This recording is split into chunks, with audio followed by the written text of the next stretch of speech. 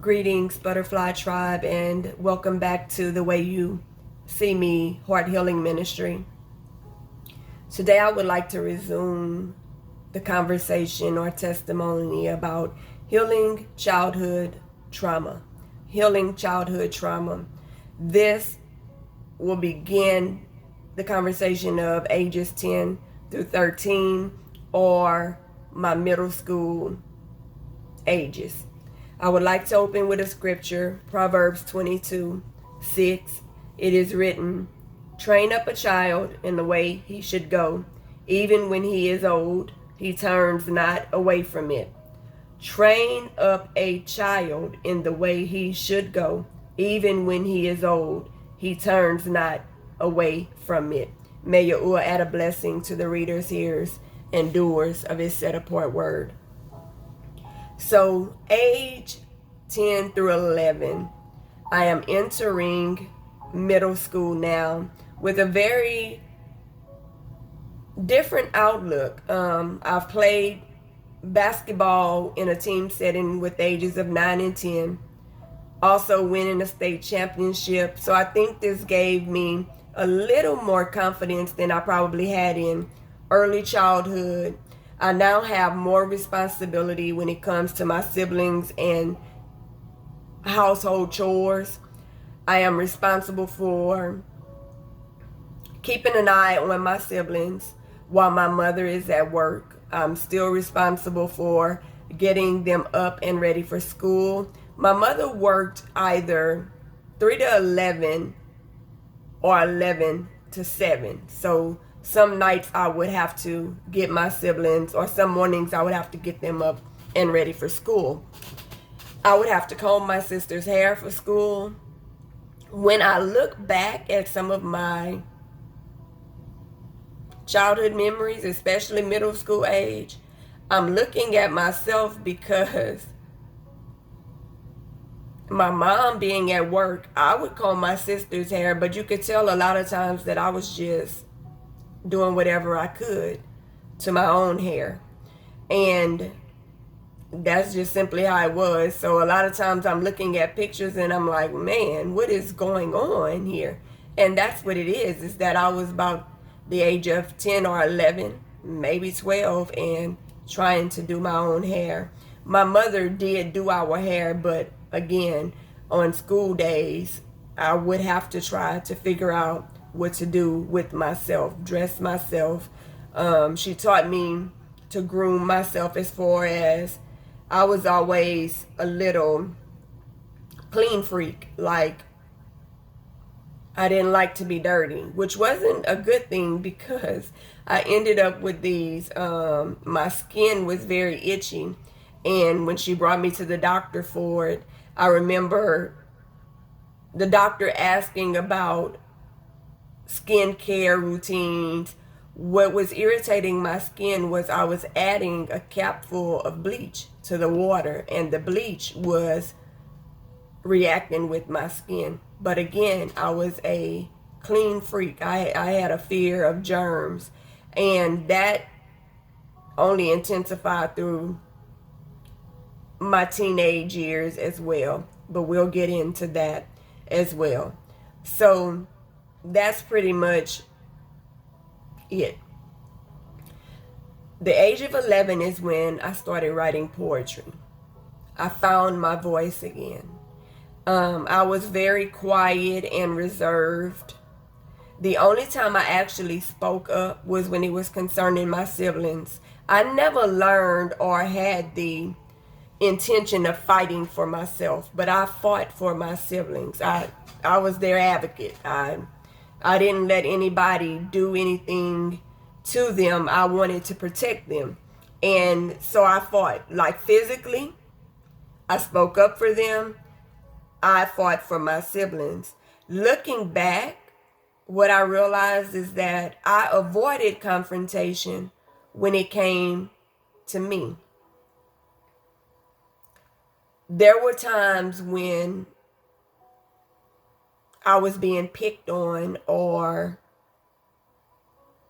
talked about or whatever, that I wouldn't speak up for myself.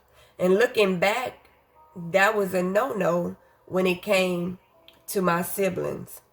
But I remember one of my cousins, one of my first cousins, I was being teased by another distant cousin. And this was a family that liked to jump. So they had a lot of siblings. So when you fought one, you ended up fighting another sibling because that's how they were raised. And so I guess I was somewhat afraid of having to fight multiple people. So I was very non-confrontational. Well, my cousin made me stand up for myself. I remember him telling me, if you don't hit her, I'm going to hit you. But he did stand there while I stood up for myself, and he made sure that no one else harmed me in any way. That was the first time I remember standing up for myself. Now, I had two male cousins who are 9 months to a year older than I am. And as a kid, I fought them. They would, I now know that they allowed me to, quote, beat them up. But I fought them until we reached a certain age, until they started hitting back. But when it came to females, I was very non-confrontational. I didn't speak up for myself. And looking back, I'm grateful for that cousin who made me stand up for myself. Because looking back, I was responsible for my siblings. Nobody took that responsibility for me. Nobody was fighting for me. That's a trait that never changed. Nobody fought for me. I wasn't anybody's responsibility. You'll remember this conversation when I get into the age group of 13 to 16, and you'll know what I'm talking of. And I shouldn't say nobody, because like I told you, my grandmother was always there. My grandmother supported me. My grandmother was dependable. And I guess in a sense, she stood up for me when it mattered. But in the community, as I was protecting my siblings, no one was protecting me. At the age of 11, I lost my aunt, my mother's sister. We were very close. My auntie was close to all her nieces and nephews. She was intellectually challenged, but she was a sweetheart. She was loving. She was caring. She was high functional.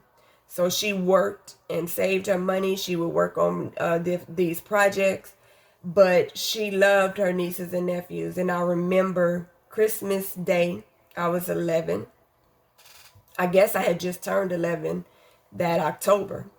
And she would always buy us gifts, the little kids gifts. So she came across the street to where we were living. This is also the age when we had I was going to say first home, but the only home that I had, that belonged to my mother and my stepfather. But we stopped renting, we moved out our apartment, and we moved into a trailer home. And she came across the street to give us our gifts. And I remember after giving us the gifts and us seeing the gifts, she started talking about Easter. And my mother gently corrected her in a fussing manner and was like, Marie, stop talking about Easter. We haven't even gotten through Christmas yet. We don't even know if we're going to see Easter. Okay. Well, my auntie passed December 26th of that year. She was hanging with some family friends, and they brought her home because she was complaining of a headache, a really, really bad headache. And my grandparents, along with her siblings who were in town, took her to the ER that night. And I remember it storming outside, raining, thundering, lightning.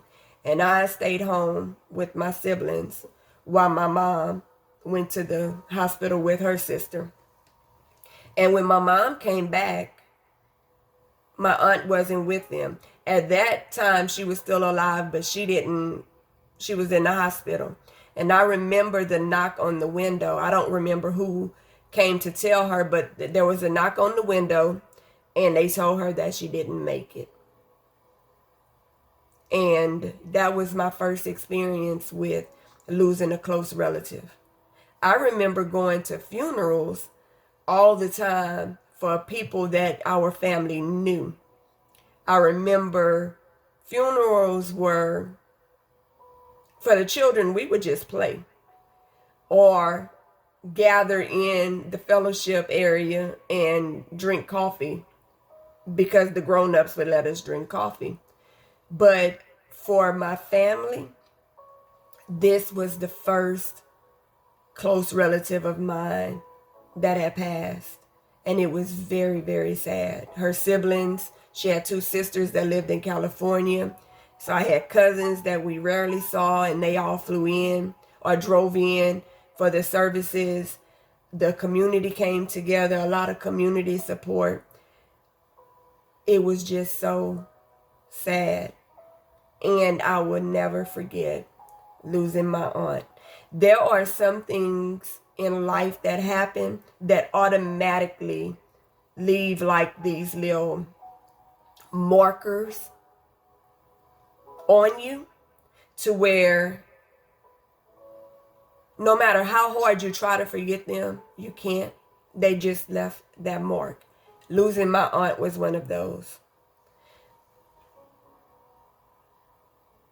Poetry became my love. I began to write.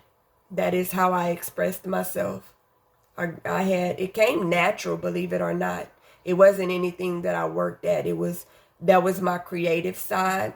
I loved English and creative writing, but I loved poetry.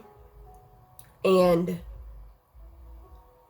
my mother, for some reason, at this age group, was very, very, she wanted me to be perfect. Even in writing, she would make me erase and write or start over until my writing was of her approval. I would write things over and over and over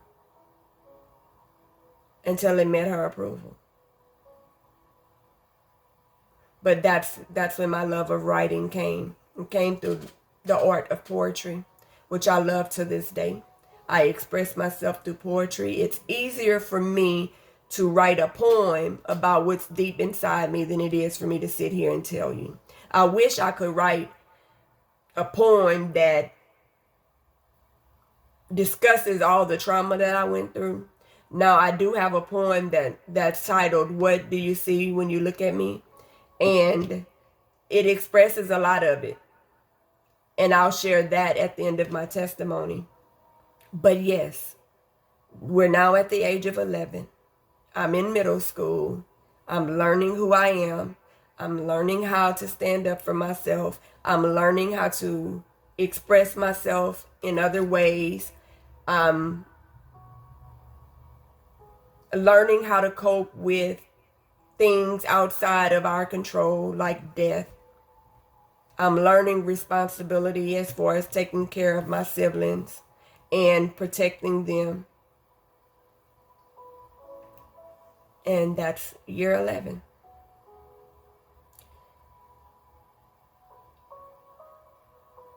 Go back and try to remember some of the things that made you who you are today. That's my challenge for you. Good, bad, the ugly. Write it down. Make yourself remember. Make yourself deal with the pain. Don't bury it. Uproot those seeds. Tend to the injuries that grew infection and infected the rest of your life. It's not too late to treat and heal those childhood things that have attached themselves to you and became roadblocks in your own path. Join me again for Healing Childhood Trauma.